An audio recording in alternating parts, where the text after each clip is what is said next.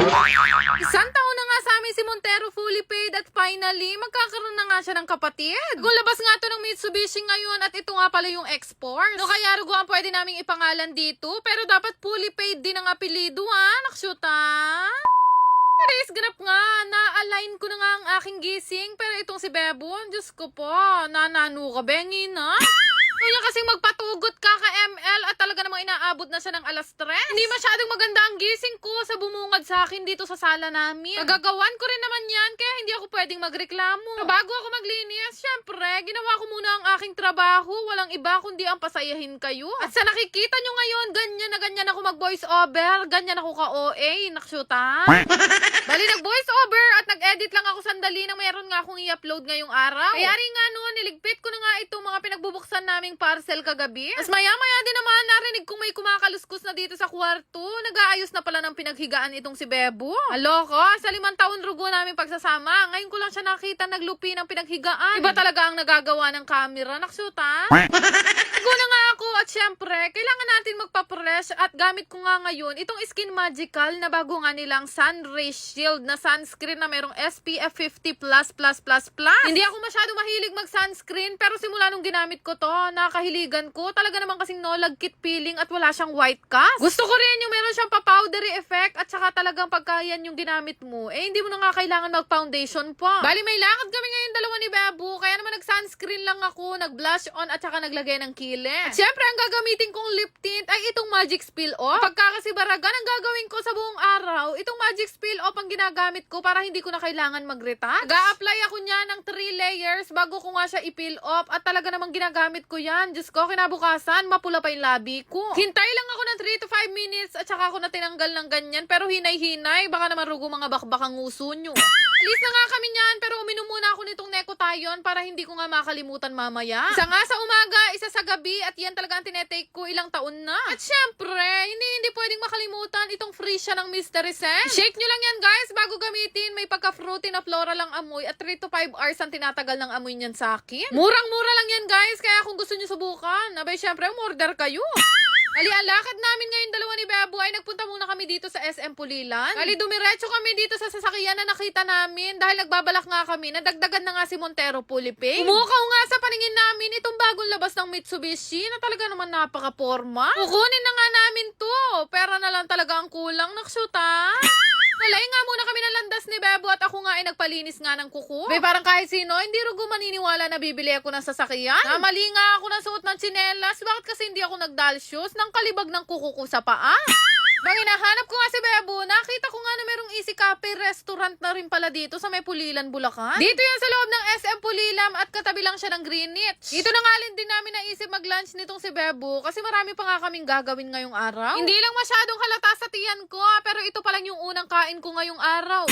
Kami inasikaso ngayon ni Bebo sa bangko dahil inaayos nga namin yung mga record nga ng business namin. Bukas na rin kami ng panibagong bangko dahil pinaplano nga namin na magtayo pa ulit ng isang branch ng Menjo Korean House. Plano naman na namin lahat ni Bebo, location na lang talaga ang hinahanap namin. Saan kaya namin pwedeng ilagay? Then check muna tayo.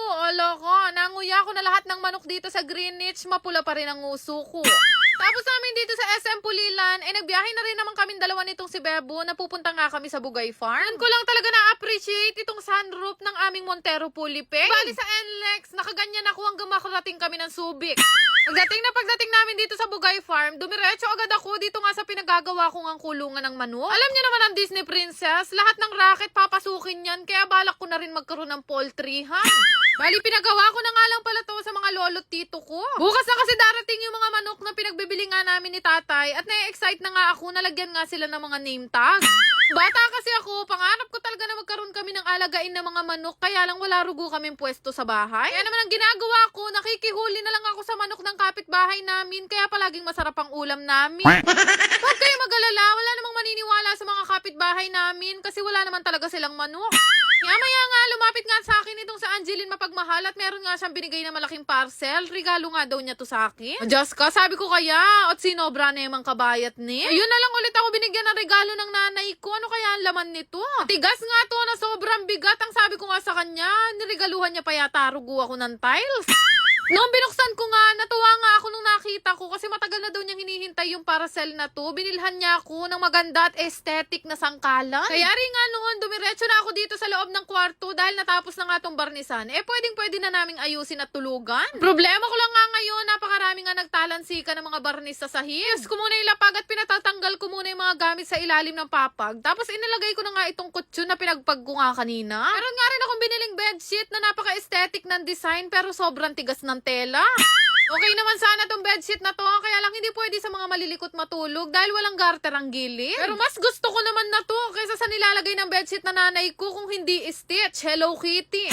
Maayos ko na nga yung kama, binuksan ko naman yung parcel ko na in-order ko nga at ito nga yung kortinang maliliit. Nasisilaw kasi kami sa Aldo kapag ka nagigising kami ng umaga kaya naisipan ko na maglagay ng kortina dito. Wala nga lang ako nabiling bakal kaya naman nag-DIY na lang ako gamit nga itong alambre. Hindi naman ako sumeselan sa ganito dahil simula pa lang dati ganyan na yung gamit namin. Kaya rin nga noon pinagsasabit ko na itong mga aesthetic na pampaalikabok na nabili ko rin dati. Pero syempre lahat ng bintana lalagyan natin ng kortina dahil hindi lang naman pwedeng isa lang yung meron. Buti na lang talaga, marami nga natira na alambre itong tatay ko, kaya meron ako nagamit ngayon. Gusto ko rin kasi talagang gawing aesthetic itong kubo namin, dahil madalas na nga kami mag-i-stay dalawa dito ni Bebo. Malagay ko na nga lahat ng mga kurtina, namukpok naman ako dito sa kabilang gilid, dahil magsasabit nga ako ng orasan. Feeling ko kasi kaya tanghali na kami talaga nakakabangon, dahil hindi nga namin namamalaya ng oras. Kaya rin naman noon, pinunasan ko na nga itong sahig at nakakabusit, hindi ko makuskus yung mga natulutulong barnis. Ano kaya yung pantanggal dito? Baka meron kayong alam kasi ayoko na mamalit na nilolyo. Nung mapunasan at matuyo na nga itong sahig, pinagpapasok ko na nga itong mga nakakaalikabok na syempre aesthetic din at the same time. Diba? Sobrang bilis lang naman ayusin at linisin itong kwarto namin dito sa kubo dahil sobrang liit lang din. Habang nag-aayos nga ako dito sa loob, tinawag ako naman ni Tatay Angelo mapagmahal dahil okay na nga daw at tapos na itong kulungan ng mga manok. Kaya naman pinapwesto ko na nga itong kulungan dito sa gilid ng gulayan. Ay, excited na ako para bukas dahil magsisidatingan ng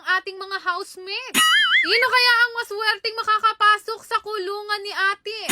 Meron pa nga mga natirang ilang mga native na manok na nandirito, kaya naman pinapasok ko na nga sila dito sa kulungan. Dini naman sa kwarto, naglagay nga ako ng humidifier na maliit, nabili ko lang yan ng 200 pesos. At finally, after ng isang oras mahigit na paglilinis dito sa kwarto na to, natapos din ako. Mas aesthetic na siya ngayon, huwag lang sanang bubuk-bukin, naksyuta.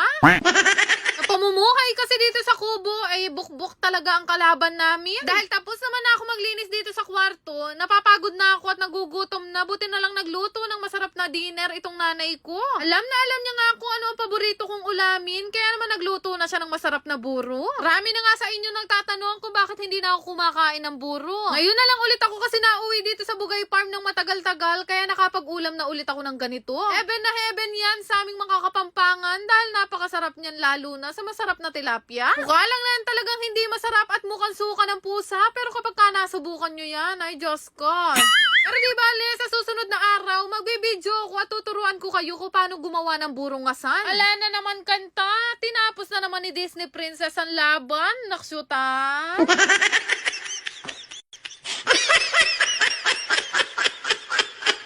Yan lang naman. Salamat! 5,575!